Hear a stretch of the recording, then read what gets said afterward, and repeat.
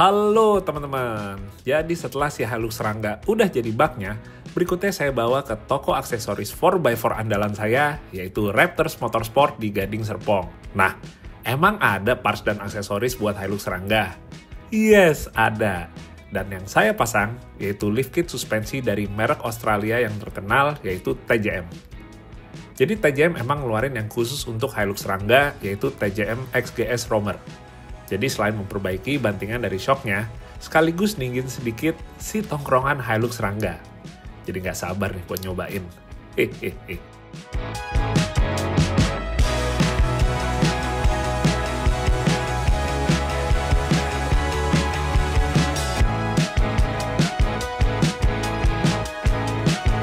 Oke teman-teman, si Hilux Rangga akhirnya udah kita bawa ke salah satu habitatnya ya. Walaupun memang ini adalah 4x2, tapi dengan konsep yang kita bikin ala workmate ya, yang mana memang kalau pick-up workmate itu memang kerjanya salah satunya adalah di medan off-road yang ringan, tapi ya jatuhnya jadinya sah untuk kita ajak si Hilux Rangga untuk kenalan juga dengan tanah atau nanti sedikit lumpur supaya lebih afdol. Hehehe. Nah, jadi tadi teman-teman udah lihat sebelum kita cobain ke sini, kita udah upgrade suspensinya menggunakan TJM, dan kemudian yang berikutnya juga udah kita rubah. Ini dia teman-teman, untuk bagian lampu depannya. Jadi kalau misalnya kita pakai konsep workmate itu memang dibikin jadi base model ya.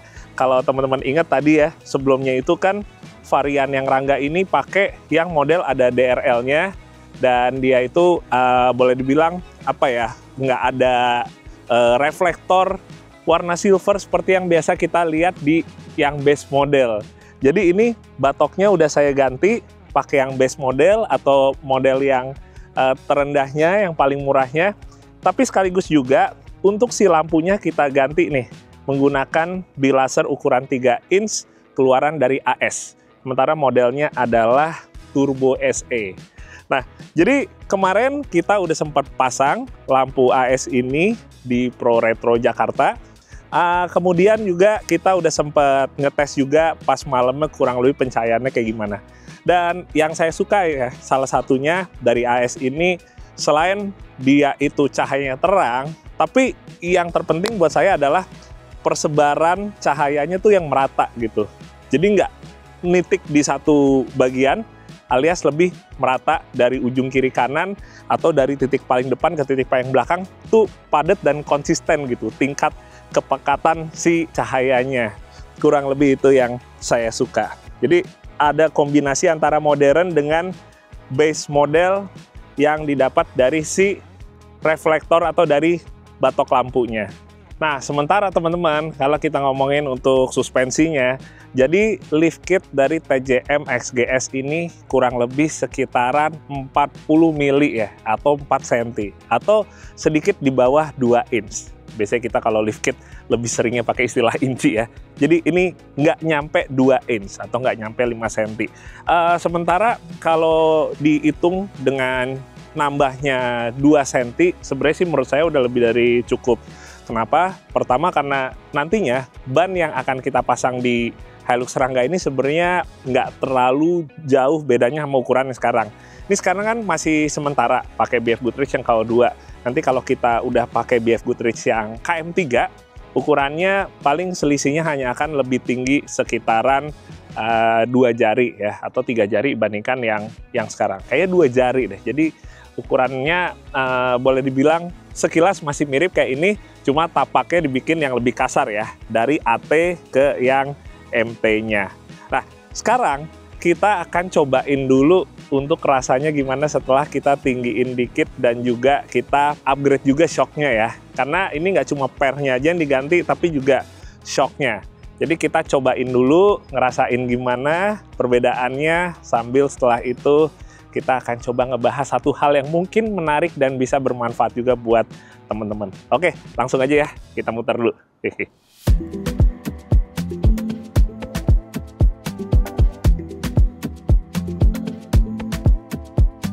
Yes, akhirnya Hilux Rangga Kita ajak muter-muter sambil ngerasain off-road tipis nih.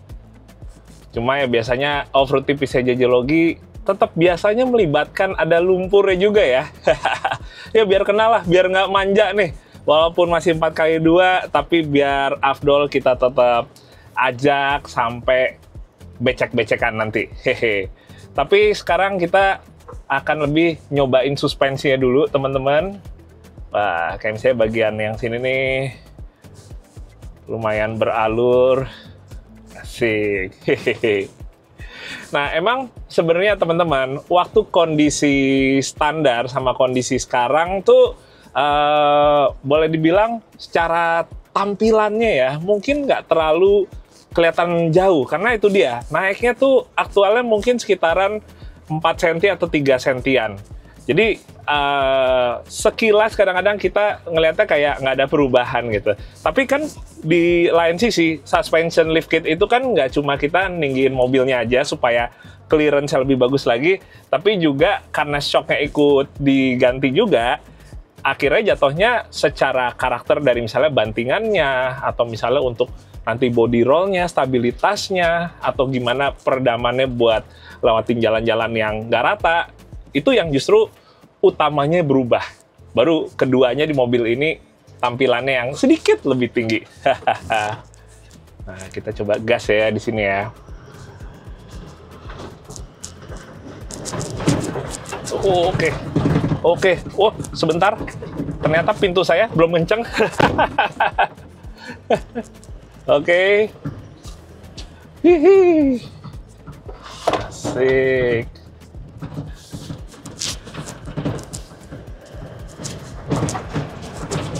Asik sih hitungannya sih. Buat bagian depannya yang terutama berasa improvementnya dibandingkan standarnya. Kenapa? Karena kalau bagian belakangnya sih hitungannya sebenarnya improvement sih pasti. Cuma dengan kondisi yang kosong sekarang, jatuhnya ya belakang ya keras banget teman-teman. Kalau udah ada beban pastinya akan lebih enak. Tapi kalau misalnya kondisi sekarang kosongan gini, ya kita pasti akan lebih ngerasain kurang nyamannya ya ketimbang nyamannya. Cuma kalau yang depan sih udah pas, udah enak. Maksudnya kita udah bisa ngerasainnya secara real. Karena kalau bobot di depan untuk suspensi depan kan kurang lebih kan segini aja, nggak terlalu berubah banyak. Paling berubah banyak nanti kalau misalnya kita udah pakai misalnya bumper besi, ada winch, ada aksesoris macam-macam yang berat. Tapi kalau misalnya kayak sekarang sih relatif udah hampir bobot yang akan optimalnya segini. Cuma kalau belakang, kita baru bisa ngerasain optimal bantingannya begitu udah diisi beban. Hehehe. Asik. Kita lewat kiri, sini lagi dulu.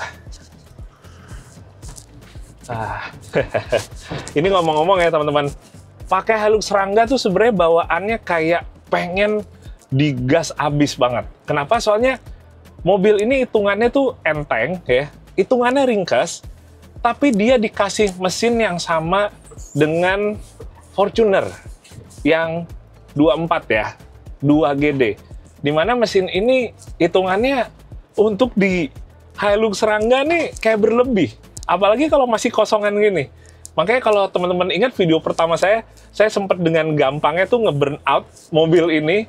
Karena emang tenaga gede, torsinya gede, sementara bobotnya ringan. Apalagi kan kemarin tuh dia masih kosongan kan, belakangnya belum ada baknya. Itu dia bener-bener rasanya pengen ngebut sekali. Ya walaupun yang saya rasain, mappingan ya, settingan dari mesin 2GD FTV-nya ini nggak kayak di Fortuner atau nggak kayak di Innova Reborn gitu ya. Dia tetap di apa istilahnya, tetap di detune lagi sedikit. Mungkin karena ya peruntukannya kan nggak lebih ke performance ya mobil ini, lebih buat kerja, jadi lebih ngandelin durability-nya, jadi wajar kalau mappingannya beda. Itu nggak apa ya, nggak menjadi satu hal yang dikomplain kok. Takutnya kalau kelebihan juga kayak ini mobil akan entah susah dikendalikan atau disalahgunakan dalam tanda kutip ya. Tapi ya kembali lagi ya, terserah kita aja sih ownernya sih, yang penting tetap safety.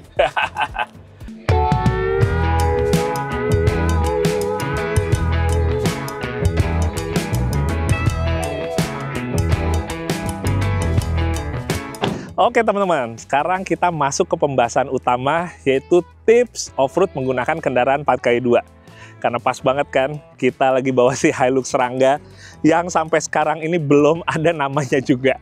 Jadi kalau kalian mungkin punya ide, punya masukan, namanya kira-kira apa yang cocok, kalian bisa isi di kolom komentar. Ya, kurang lebih kayak gitu. Nah, tips off-road menggunakan 4x2.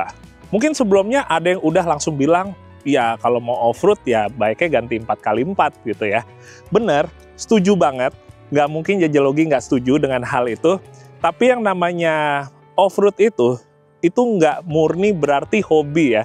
Kalau off-road sebagai hobi, itu kita emang dengan sengaja pergi ke satu daerah, untuk kita emang sengaja off-road, main-main di situ, terus udah selesai, balik lagi.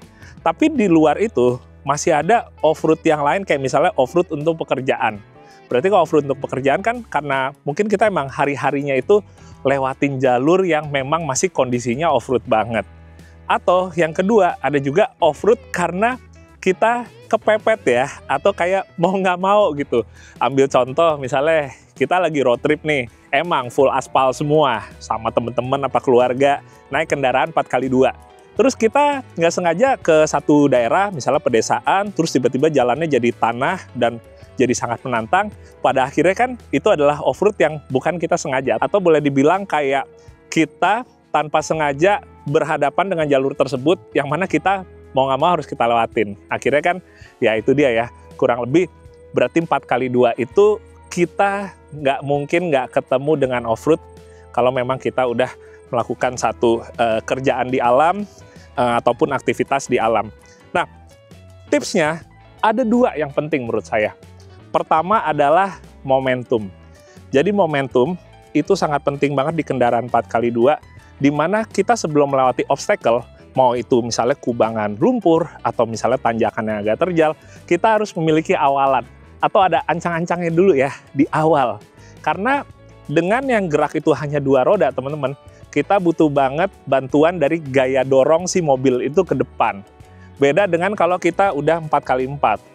Mau kita mulai ngegasnya pas mobil udah di tanjakan terjalnya, atau kita mulai ngegas ya pas mobil udah dimasukin dulu ke kubangan lumpurnya, itu sah-sah aja, karena traksi tetap optimal dari 4 roda. Tapi kalau 4x2, karena hanya 2 roda aja ya yang bekerja ya, jadi kita membutuhkan sekali yang namanya momentum. Kemudian yang kedua, ini nggak kalah penting dan menurut saya ini lebih banyak orang yang nggak aware ya. Jadi kalau kita mau off-road pakai 4x2, yang terpenting adalah salah satunya, ban sebelah kanan dengan ban sebelah kiri itu sebisa mungkin tetap dia dalam kondisi yang rata atau selevel, supaya beban yang diterima antara ban kanan dengan ban kiri itu dia bisa seimbang ya, atau balance. Karena mobil itu di dalam gardannya ada yang namanya diferensial. Jadi kalau misalnya perbandingan bebannya terlalu jauh, maka dia akan tenaganya justru berpindah ke yang bebannya itu lebih enteng. Ambil contoh misalnya, kalau sebelah kanan bannya lagi ngangkat, itu kan berarti akan jadi ban yang putarannya enteng ya. Sementara tenaga yang ada dari si mesin ini, dia malah jadi ke ban yang sebelah kanan tersebut yang sedang ngambang. Itu yang ngebikin akhirnya malah tenaganya terbuang sia-sia. Jadi caranya adalah supaya kita bisa optimal atau dapat traksi di kedua rodanya, baik kanan maupun kiri, kita sebisa mungkin si bannya itu sejajar atau selevel. Jadi nggak gini sebelah atau nggak gini sebelah, tapi gini. Kalaupun mobil miring nggak apa-apa, tapi yang penting bannya nggak sampai ngangkat ke udara. Itu kurang lebih seperti itu. Karena kalau kita ngomongin mobil 4x2 itu kan normalnya belum ada yang namanya LSD ya, atau D-Vlog juga belum ada. Jadi makanya kita off-roadnya harus bisa mungkin jangan sampai ada perbedaan ketinggian antara ban kanan dengan ban kiri. Kemudian pertanyaannya teman-teman, tips tadi yang saya sampaikan itu sebenarnya untuk RWD atau untuk FWD. Jadi kurang lebih kita akan kasih tauin dulu ya perbedaan antara keduanya untuk dipakai off-road. Kalau misalnya RWD atau gerak roda belakang seperti Hilux Serangga ini, memang itu lebih enaknya pertama adalah untuk kondisi yang misalnya tanjakan. Kenapa? Karena di kondisi tanjakan, Sama sih sebenarnya kayak kita lagi on road di aspal, bebannya itu lebih condong untuk mengarah ke bagian belakang. Makanya traksinya bisa lebih optimal daripada kita nanjak pakai mobil yang FWD atau front wheel drive. Emang sih, kalau di Hilux Serangga ini ada sedikit pengecualian karena belakangnya kosong, baknya nggak ada apa-apa, jadi belakangnya enteng banget, jadi tetap mungkin untuk nanjaknya akan cukup menyusahkan atau menantang ya bahasa positifnya. Tapi secara overall, kalau kita ngomong misalnya pakai SUV gitu, kita nanjak akan lebih enak pakai rear wheel drive. Sekalipun ini kita lagi ngomongin di medan off-road ketimbang pakai front wheel drive. Nah, kalau front wheel drive, sekarang keuntungannya apa nih dibandingkan rear wheel drive? Jadi kalau kita off-road pakai mobil yang FWD itu, memang untuk kontrolnya bisa lebih baik lagi, atau bisa lebih kepegang lagi untuk kita kontrolnya. Kenapa? Karena si roda depan ini nggak cuma untuk ngegerakin maju aja, tapi juga untuk ngegerakin ke kanan dan ke kiri. Beda kayak rear wheel drive yang hanya muter di bagian belakang, jadi untuk beloknya terkadang mobil tuh masih tetap nggak mau nurut ya gitu ya, tetap bannya udah dibelokin, tapi mobilnya tetap ngelurus ke depan gitu. Itu jadi salah satu kekurangan pakai rear wheel drive di lumpur misalnya, atau di medan off-road secara umumnya. Tapi kalau front wheel drive, enaknya emang kita boleh dibilang untuk ngontrol mobil, pas lagi kita butuh ada belok-belok kayak gitu, memang lebih gampang. Cuma teman-teman, kalau kita ngomongin front wheel drive ini, dipakai off-road itu kita memang akan perawatannya lebih banyak kayak keluarnya ya, karena komponen yang bergeraknya itu lebih banyak. Sementara kalau misalnya kita off-road pakai rear wheel drive, itu relatif lebih bandel ya, lebih badak. Pengeluarannya atau maintenance yang berkaitan dengan kaki-kakinya juga nggak sebesar kita off-road pakai yang front wheel drive. Kurang lebih seperti itu. Ya udah teman-teman, berarti kurang lebih kita tinggal nyobain aja ya, sambil juga pengen ngoff-roadin lebih jauh lagi si Hilux Serangga ini biar sah ya, udah menjadi mobil jejologi yang sejati. Oke, bismillah.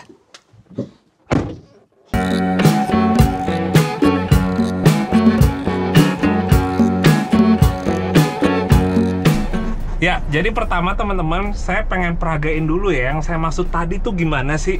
Karena ada yang namanya diferensial gardan, jadi kalau ada satu ban yang bebannya jadi enteng ya, atau dalam hal ini misalnya ngangkat ke udara, tuh langsung tenaga mesin lari ke situ aja. Jadi satu ban yang justru ada di tanah ya, yang nempel ke tanah, akhirnya dia malah nggak bergerak sama sekali. Jadi ini akan saya contohin di sini. Kita akan naikin ke sini, teman-teman. Oke, nah di sini dia kalau kita lanjut lagi, gas lagi, dia akan terbuang sia-sia ke roda yang ngegantung, teman-teman. Tuh, udah nggak mau dia. Ini adalah salah satu hal yang terkadang sadar nggak sadar bikin kita tuh jadi nyangkut, tapi kita nggak tahu persis. Oh, ini kayaknya permukaannya terlalu licin nih, makanya nggak bisa naik. Padahal itu dia, karena intinya adalah si mesin larinya ke ban yang tidak semestinya. Jadi intinya atau resepnya adalah kita sebisa mungkin ngejaga si ban itu tetap level atau sejajar. Karena kita RWD, yang kita bikin sejajar adalah yang ban belakang. Kalau kita pakai FWD, yang kita bikin sejajar adalah ban yang depan. Jadi anggap misalnya kita mau ngelewatin si tanjakan ini, mau nggak mau kita harus bikin si roda belakangnya itu nggak sampai ada yang ngangkat sebelah. Ini kan masih ngangkat sebelah nih, tuh, jadi nggak mau. Jadi kita harus reposisi lagi, atau posisiin ulang lagi sampai kita dapet yang boleh dibilang udah cukup udah cukup sejajar nih. Nah, ini udah sejajar. Kalau udah sejajar enak teman-teman, jadi dia traksinya itu dapat balance atau rata antara si ban kanan dengan ban kiri. Haha, itu dia. Jadi sebisa mungkin kita ngelewatin berbagai macam obstacle yang ada, nggak harus gundukan aja ya. Misalnya di kubangan lumpur. Kubangan lumpur kan kita juga di permukaannya tuh bisa aja ya, agak naik kanan kiri atau nggak rata. itu juga makanya terkadang yang bikin nyangkutnya itu sebenarnya belum tentu si kubangan lumpur itu sendiri, tapi karena ada perbedaan tinggi antara ban kanan dan ban kiri, akhirnya ban kita hanya satu roda yang bergerak, yang mana semestinya dua, dan kalau dua itu sebenarnya masih cukup atau masih aman untuk bisa dapat traksi. Jadi reposisinya itu juga penting. Di luar dari tadi tips yang pertama yang nggak kalah penting adalah momentumnya juga yang tetap harus kita maintain atau kita jaga. Nah, berikutnya teman-teman, kita akan ngelewatin sebuah tanjakan yang sebenarnya ya terjal banget juga enggak, tapi kurang lebih kayak pengen ngasih tauin juga bedanya kalau kita kasih momentum dengan enggak. Pertama, saya pengen cobain dulu untuk nggak dikasih momentum ya.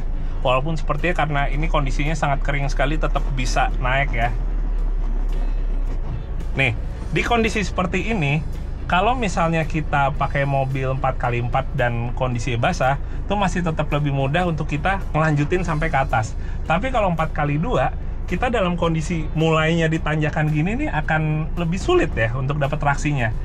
Tapi balik lagi, karena sekarang emang kondisi kering ya, kita bisa naik sampai ke atas dengan mudah. Tapi anggap aja kalau misalnya itu tanjakan yang kondisinya licin, kita akan butuh sekali yang namanya momentum. Nanti kita coba cari tanjakan lain lagi ya. Saya ingin berikutnya main di alur air dulu nih. Nah, berikutnya teman-teman, saya akan nyoba buat lewatin alur air dalam kondisi agak menanjak. Ini alur air juga karena dia selang-seling ya, undakannya gitu, jadi itu juga ngebikin si rodanya antara yang sisi kiri dengan yang kanan jadi nggak selevel atau nggak sejajar. Itu yang kita bikin kalau kita main di lewatinnya lurus aja ya, nggak coba untuk kita pilih jalurnya, dia akan mulai nyangkut nih. Apalagi, nah ini kondisi sekarang, ini kiri belakangnya yang lagi turun, kanan belakangnya yang lagi neken ke atas. Kalau kita gas, nggak akan bisa yang namanya dapat traksi untuk maju ke depan. Karena hitungannya hanya satu roda aja yang bergerak. Jadi kita harus memilih jalur sekaligus juga memainkan momentumnya.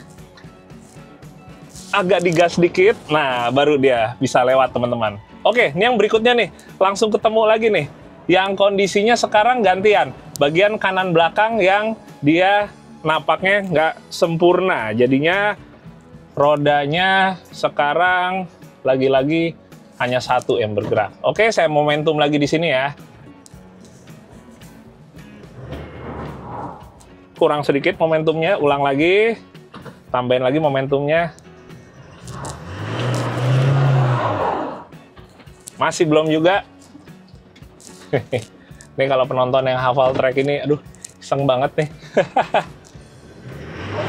Oke, nah setelah dikasih momentum kurang lebih kayak gitu. Tapi entah kenapa saya jadi penasaran buat lewatin satu tanjakan miring yang ada di sini. Bahkan nih kondisi sekarang aja udah langsung ngegantung nih, bener-bener alurnya dalam banget. Selalu kalau kondisi yang lagi langganan hujan, si alur airnya langsung jadi dalam banget teman-teman.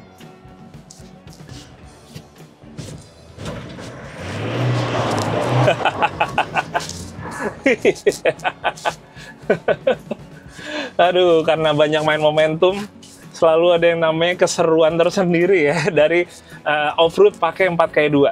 Karena kita harus lebih mikir lagi nih, harus lebih bisa ngerasain posisi ban, terutama posisi ban belakang ya, kalau RWD gini, supaya kita ya bisa lolos. Karena begitu kita pakai 4x4, kita pakai 4-wheel drive, langsung rasanya jadi kayak, oh ya udah gas aja gitu, udah pasti lolos kok gitu. Masih ada seperti hal-hal seperti itunya gitu. Oke, kita cobain lagi sini. Nah, kalau posisinya lebih lempeng kayak gini, nggak diserongin kayak tadi, dia lebih aman ya untuk kita bisa dapat sekali, apa namanya, ya mic-nya jatuh, untuk bisa dapat sekali percobaan gitu.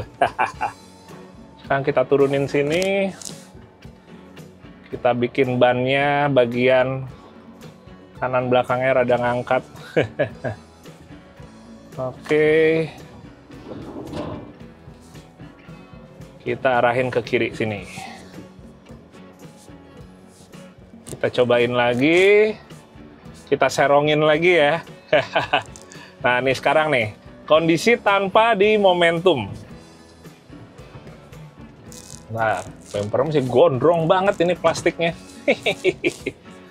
Si reposisi dulu.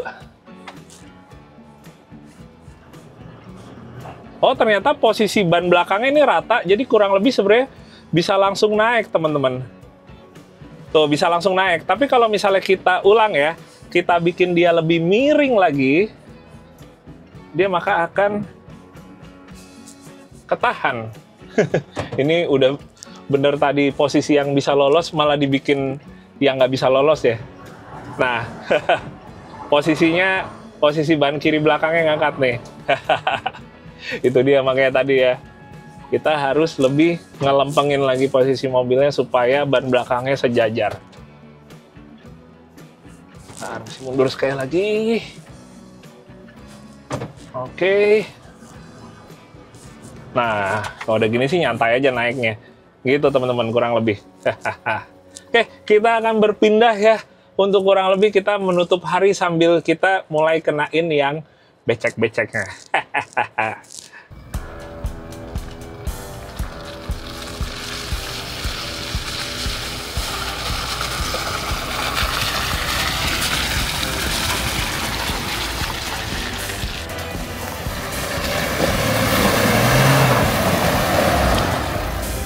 Wah, seru. Mesti pakai momentum ya barusan ya. Nah, ini kita tanjakannya lebih terjal lagi dari yang sebelumnya kita coba, tapi emang kondisinya lagi kering banget sih ya teman-teman ya. Kita cobain aja dalam kondisi ngerayap bisa apa enggak. Ternyata masih bisa. Tapi kurang lebih ya teman-teman ya. Kalau misalnya emang kita harus yang namanya ambil ancang-ancang, yang terpenting itu adalah posisi kita, mobilnya itu udah lempeng. Jadi ambil contoh ya, tadi kan kita posisinya sebenarnya kan dari sebelah kanan. Nih, ambil contoh ya teman-teman ya. Nih, kita kan posisinya kan dari sini nih. Kita posisinya dari sini. Kalau misalnya kita mau ambil ancang-ancang, misalnya dari sekarang banget, ini kan yang ada gayanya masih lurus ke depan sana. Sementara yang kita butuhin kan naik ke atas sana. Jadi, cara yang paling aman dan paling benar adalah kita melakukan reposisi dulu. Nggak apa-apa dinaikin sedikit aja sebisanya, anggapnya ini lagi licin ya. Terus kita reposisi dengan mundur ke kiri belakang. Jadi kurang lebih kita sekarang punya posisi yang ideal untuk ngambil ancang-ancang. Karena kalau ancang-ancangnya dari posisi ini, kurang lebih gaya dorongnya searah dengan arah dari tanjakannya. Jadi kita tinggal ancang-ancang aja, sementara posisinya udah lurus si mobilnya.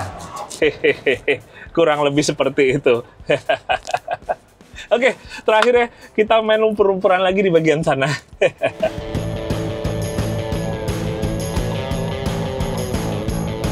Nah, teman-teman, sekarang buat yang terakhir, jadi kita akan lewatin kubangan lumpur, tapi posisinya kayak tadi nih, kita ngebelok dulu, baru kita kubangan lumpurnya. Kalau tadi kan ngebelok dulu, baru tanjakannya.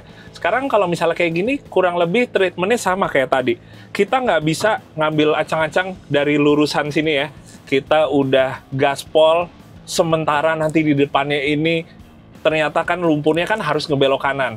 Yang ada kita kayak langsung nyusruk gitu lurus ke depan alias understeer, padahal semestinya mobil kita ke kanan. Jadi caranya adalah kita tetap harus ngeposisiin mobilnya dulu udah ke arah dari si kubangan lumpur tersebut, baru kita gas lebih dalam lagi ya, atau baru kita ngebangun momentum di situ. Jadi kita mulai dari sini aja, nggak usah dari jauh. Kita posisinya udah rada ke kanan, baru kita gas di sini, ambil momentumnya. Nah, kurang lebih seperti itu. Dan kalau kita pakai rear wheel drive, si ban depannya ini kan nggak bergerak. Kita nggak perlu kayak mobil 4-wheel drive yang kita cari traksi kayak gini. Karena percuma, ban depannya kan nggak muter. Tapi, kalau kita pakai mobil front wheel drive, saat kita masuk ke ban lumpur, kita harus lebih mainin setirnya ke kanan-kiri untuk mencari traksi. Kenapa? Karena roda yang diputar oleh tenaga mesin adalah roda yang bagian depan, atau yang bisa kita mainin kanan kirinya. Kurang lebih seperti itu. Tapi ini saya nggak puas. Judulnya emang emang pengen ngotorin si Hilux Serangga ini aja sih. Jadi saya akan kembali lagi ngelewatin kubangan lumpur tersebut. Nah, ngomong-ngomong teman-teman, jadi kalau misalnya kubangan lumpurnya langsung sejajar dengan lurusan ini ya, ambil contoh, kita emang relatif dari jauh pun mau ngambil ancang-ancangnya juga aman aja. Karena gaya dorongnya searah dengan posisi si kubangan lumpur ya. Tapi kalau misalnya kayak gini kan sekarang nih kita harus ngebelok ke kanan kan. Kalau dari jauh kita udah ngegas, yang ada kita kayak understeer di sini. Wah, yang ada mengarah ke bagian beton di situ.